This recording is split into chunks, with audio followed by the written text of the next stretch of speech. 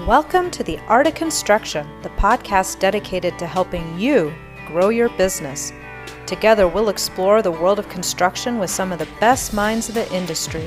Your host, Devin Tilley, a micro-influencer and sometimes disruptor, will take you on a journey that will lead your business to the next level. What's up, Art of Construction? Devin Tilley here, and my favorite time is to be live on the set. And we really are today.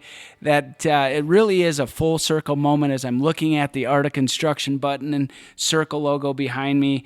And this is going to be another full extended episode. Go back and look at episode 370. That there's so many great threads coming together that Matt McMullen, who's been my guest co-host on so many shows, but he, as a lifelong learner and my co-host, he's wearing so many hats along the way as a mentor to me, from being a GM at my window and door company to him and I doing so many system-built projects together, but most importantly, having as much fun as possible. All coming together, these threads today, that today we're going to have some conversations of how we're having as much fun as possible, but being real about it and leaning into Matt's tribe within the Art of Construction tribe. So my main message is really this discussion and connections through Pine Street's mission and the inclusive statement at the Trailhead community. You're going to have to listen to a lot of conversation to get that. I'm sitting here live and still getting that, and Matt's going to help guide us on that, about Littleton and Victory Village and the whole Trailhead coming together here at Boulder, and all the conversations around that. And I think there's just a lot of guiding lights or North Stars or whatever you want to say helping us here today to figure out at the main message. Matt sent me a link. I was getting prepped for this for the sermon, as we're going to be interviewing several cool people. And one of those later that I'm going to leave it kind of for when he steps up to the table is his sermon was like super impactful for someone like me that didn't even know what this church was a few days ago, right? And so belonging is not a luxury, it's a human right. That was my big takeaway from that. And Matt, you've been, I think about all the trips of going to family-built homes and us talking about the need of shelter and how to put all this stuff together, to where now earlier we were talking about how we're going to have, how in a perfect world could I wave a magic wand and maybe have a musician that I currently listen to on an old CD at Turkey Toe every morning someday. How do you put all that stuff together? Well, you have to go out and put yourself out there to make it happen like you've done, and it's an honor to be here to celebrate you and all the stuff you're doing here at Victory Village. So, Matt, if you can tee it up and kind of talk through what is Pine Street Church, what we're doing here tonight, and then who we're going to be interviewing. Yeah, so this was like a consortium get-together. And one, I just want to say, hey, man, thanks for showing true grit. Yeah. Good to saddle up and ride with you again. And we're going to be exploring the next phase of Trailhead Community. This will be our second location, Victory Village in Boulder. And we're hosting it tonight at Pine Street Church, which is a very inclusive community. I would call it a inclusive spiritual community. And we are going to have a special benefit concert tonight to help people learn about Pine Street Church and what we do here, but also to learn about Victory Village and creating a second neuro-inclusive community. And the gentleman who's going to be performing tonight is a college roommate of mine, freshman and sophomore year. We were young bucks coming together, me from Aurora, and running with the dogs in suburbia, like they say in the Pet Shop Boys. And a young bobcat from Estes Park. That's their mascot. And we became good friends and have stayed in touch ever since then. And he brought his buddy Mark Rashid down to play with us, or for us. And you'll hear a little bit more about Mark later, too. He's an interesting gentleman. So what are some of your perspectives to kick this thing off? Well, I go back to this thing I always talk about. It's like the Horton Hears a Who problem. I'm a big Dr. Seuss guy. And if you remember, he kept telling people, hey, do not get rid of this dandelion. There are people here. And same thing with us. It's been this invisible problem that's slowly becoming visible, that the intellectual developmental disability community does not have the amount of housing and the amount of support that it needs. numbers are huge. 37 million people in the United States. 20% of those folks have parents that are age 60 or older. In the next 10 years, they're going to lose the physical ability to be able to take care of them, or they'll pass away. And so it becomes this huge potential homeless situation if there's no caregiver, parent, or guardian to take care of them. And so tonight is just bringing old friends and new friends together to learn about the mission and what we're doing.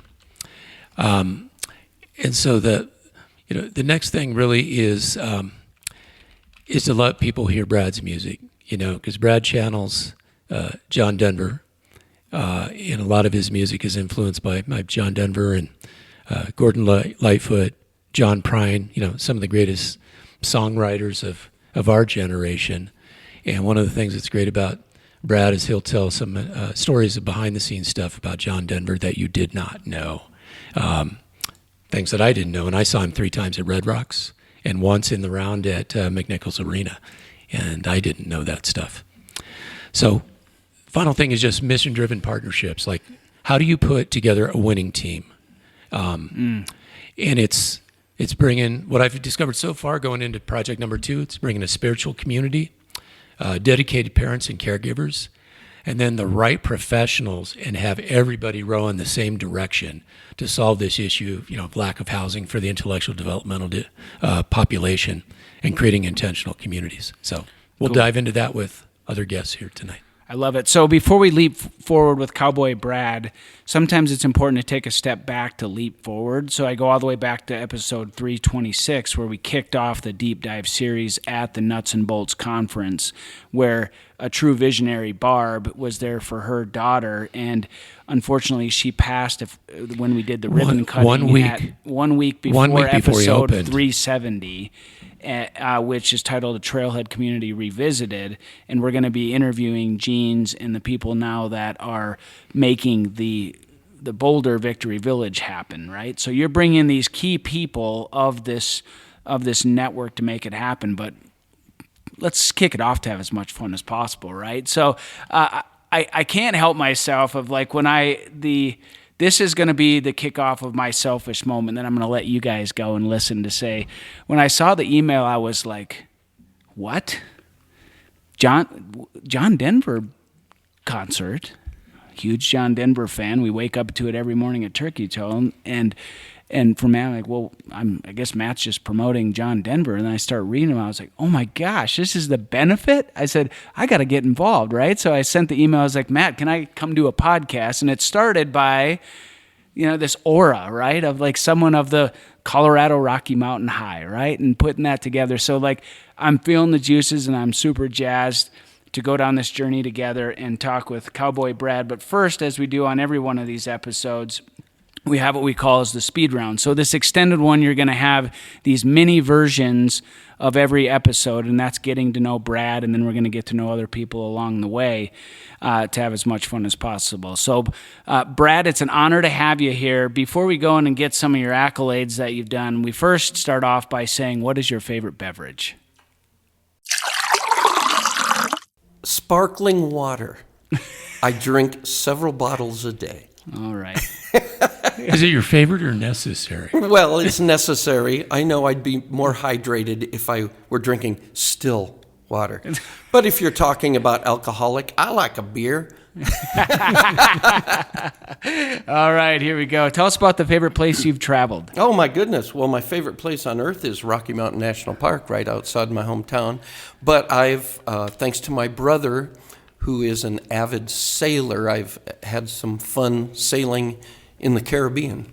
Visited some islands. Let's see. We were down in the Grenadines last year, and St. Vincent and Grenada, and Antigua and Barbuda. That's a nice contrast to Colorado. Awesome.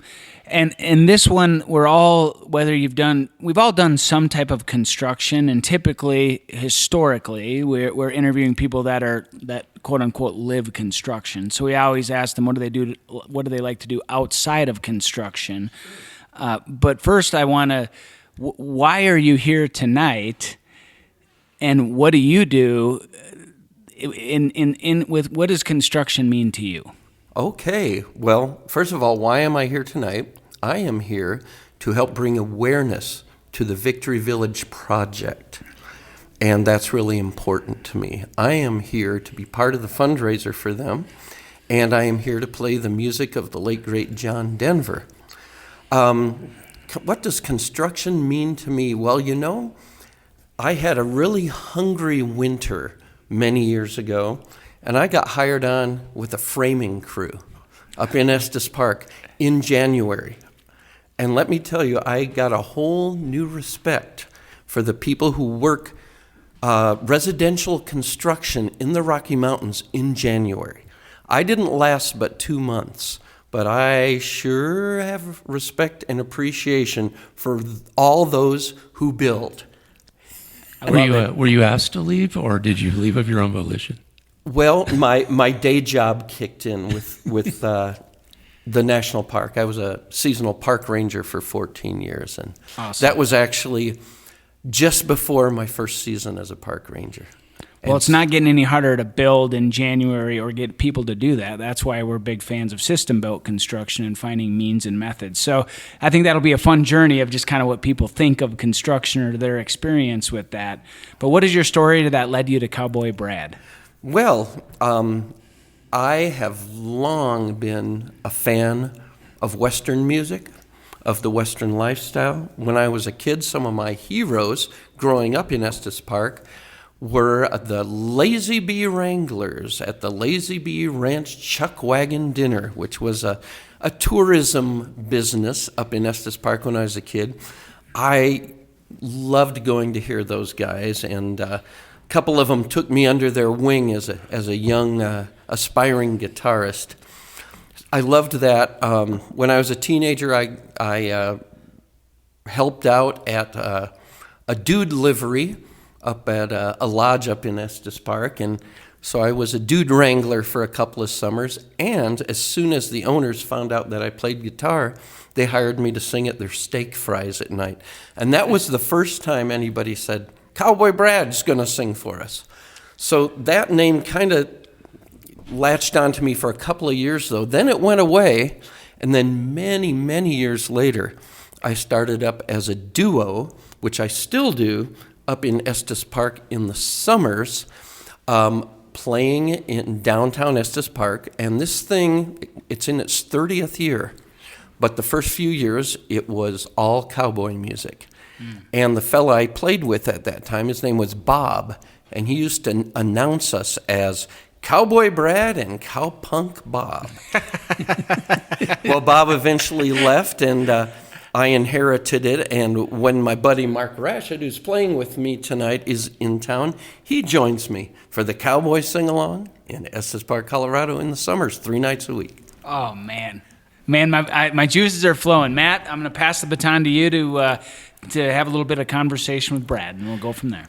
Yeah, so I know a lot about you, probably too much, because we were roommates. More than you want to know. More than I'd want to know. But well, I do want to say I do change my socks more often than I did as a college student. Are they the same color?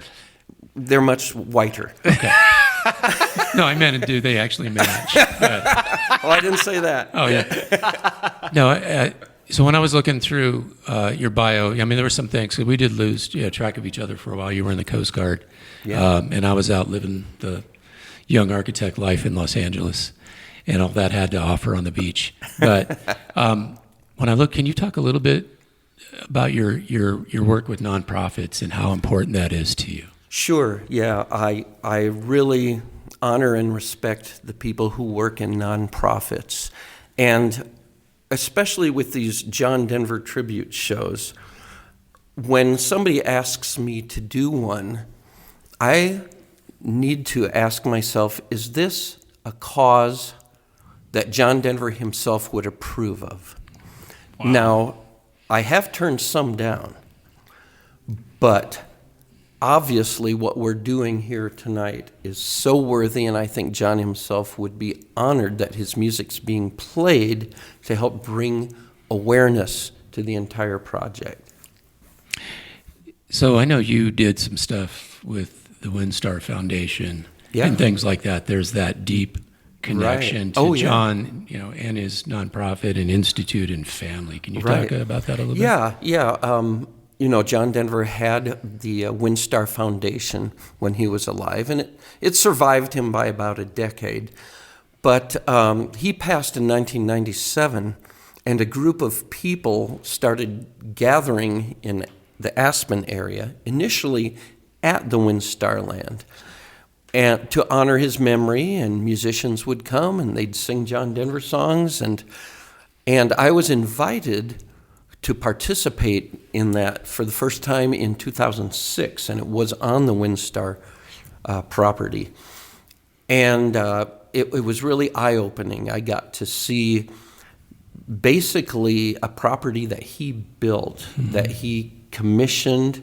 There was a wonderful geodesic dome out there, beautiful stargazing platform, and the point of his foundation was many-fold, and what sung to me the most was his commitment to preserving the natural environment of our planet. He believed that all future generations should have access to clean water, clean air, clean food, and that's just one of the many causes he championed. So being a Colorado kid, when I was a kid, John Denver was everywhere. He was on TV, he was on the radio, he was on the 8-track tapes in my mom's car. He was in the movies, and he couldn't help but rub off on me a little bit. And I really gained my own value system, my aesthetics, from listening to him. And he was truly someone who cared about others and who used his voice and his fame to point out those things in our society that need more attention, more loving care. So I try to carry that on when I play his music whenever I can. Can you talk a little bit about, just a preview of some of the stuff you're going to play tonight? Oh, sure. And how John Denver's music speaks? Sure. Of course I want to play some of his best-known hits, which we will be doing. But I also wanted to put in what you'd call some of the deep album tracks, just to introduce those who may not be familiar with his messaging.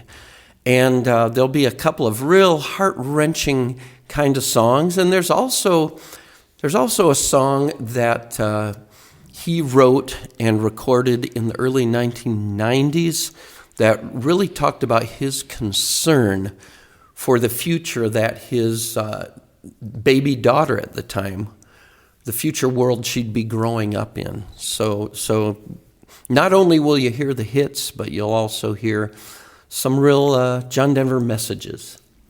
Yeah, I'm looking forward to it, man. I've been looking forward to it ever since you said yes. So we had a chance to go down last Thursday, a week ago today, and we visited the Trailhead community down in Littleton. Unfortunately, not a lot of our residents were around. Some were at day programs. Some hold down jobs, just like neurotypical folks do. So they were at the Arc Thrift Store, they were at Starbucks, they were at Panera, doing their 20 to 30 to 40 hours a week.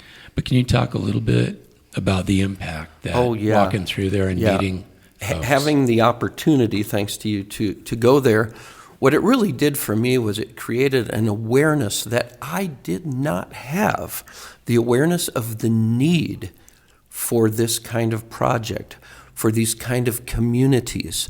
Not personally being affected by that part of the world, I really had no idea.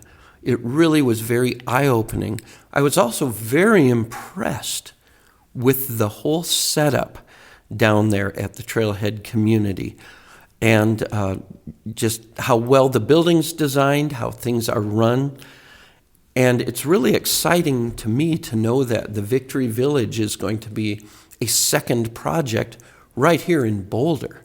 And I just really am grateful that I had the opportunity to go learn all of that. Yeah, it's you're in the minority, and it's interesting to me as we've gotten involved in creating housing for this particular population and community, is that I rarely go and meet somebody who doesn't say, oh, we have so-and-so in our family, or we know someone who has so-and-so in our family. Like for me, it's my cousin Scotty, who lives in Eureka, Kansas, a town of 2,400 people. His father, my first cousin, passed away, and his wife lives in Branson, Missouri, and Scotty's still in Eureka because Kansas has really good benefits. Having said that, they closed all the group homes down in Kansas, and so he has no choice but to live in Eureka Senior Living with people who are in their 70s and 80s, where it's their last final stop before they depart. So not the best place for him, but he needs 24/7, 365 care. And so for me, that's, as him being my second cousin, born, wasn't supposed to live past 4, he's now 45. So for me, that's like my motivation to make this happen. And you'll look out in the audience tonight in like the first 3 rows on either side, and you'll see people here who are parents with their children, adult children of varying ages, and they share those same concerns. What happens when I'm gone, or if something happens to me? So we put them right up front so you can see everybody and they can experience you. That's VIP seating. It is VIP. Very good, very good.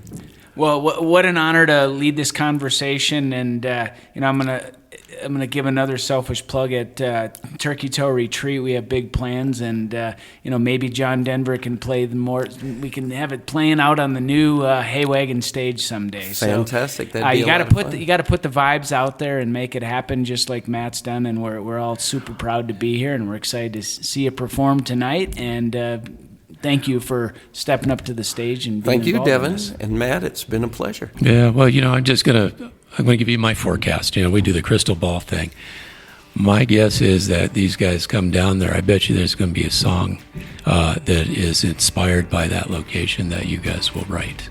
So I look forward to that. look forward to hearing it. Thanks for stepping up.